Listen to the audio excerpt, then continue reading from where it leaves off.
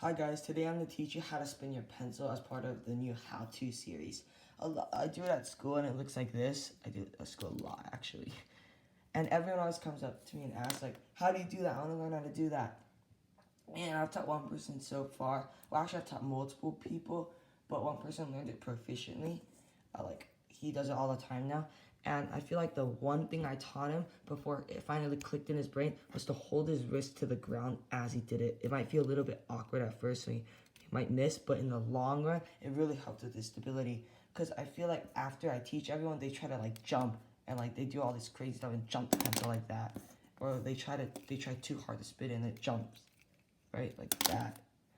And they end up dropping it because they're not staying in contact with the pencil the whole time. Rather, they're trying to launch in the air and try to guess where it's. I can't even do it because it's so much muscle memory. But they're trying to like guess where it's gonna land and try to catch at the end. But if you keep your wrist to the ground, it kind of forces you to not make the jump with your wrist to spring it up in the air, but keep your wrist to the ground.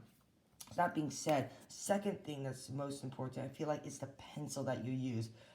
For example, I would never use my rod ring to do these spins because first of all, if I drop it, I don't want to damage it because it's way more expensive than this pencil. Secondly, it's much too heavy. I could definitely do a single spin with it if feel confident doing a single spin with it. But once I get to the double or the vertical, I'm gonna have to be using a lot more force to get it around my thumb. And that might mess up my accuracy. So this one is definitely a good pencil. I use the big pencils just because that's what I practiced in the beginning of the year. First of all, it's a lightweight. Second of all, it's really, really cheap. You can buy like a pack of 25. Really, really cheap on Amazon. I'll put a link in the description like I do in every other video on how you can buy it from Amazon. Click back on the other videos, there's also a link there. And you can buy it in a pack. I think I linked a pack of 10 in there, or 25. But that way you can always carry around the spinning pencil wherever you go if you have that many. You won't be afraid of losing it. You won't be afraid of dropping it. Now, with that being said, the last thing I do when I teach people is after I tell them to have their wrist down, I let them experiment a little bit because that's how I ultimately learned how to do this. I remember from years ago a teacher who used to do it, and I thought, I bet I could do it too. So I experimented with different techniques to try to do it.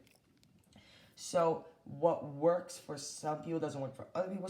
After I let them experiment, I tell them the way I do it. So I tell them to watch my individual fingers, right? These two fingers don't really matter too much. They don't have any influence in the spin. This is the finger that it rotates around. So watch this finger first. I'll do it multiple times. So just watch this finger first. It stays stationary, right? And the pencil kind of rotates around it like that. Okay. Now for the second finger, watch this finger. This finger doesn't really help to launch the pen. It's more of a supporter. So it goes out and in. Watch it again, this finger. Out and in. Watch it again, this finger. Out and in. Out and in. Out and in. Out and in while it's rotating around my thumb. Now this finger is the most important, I feel like, because this is the finger that launches the throw. So launch, watch it.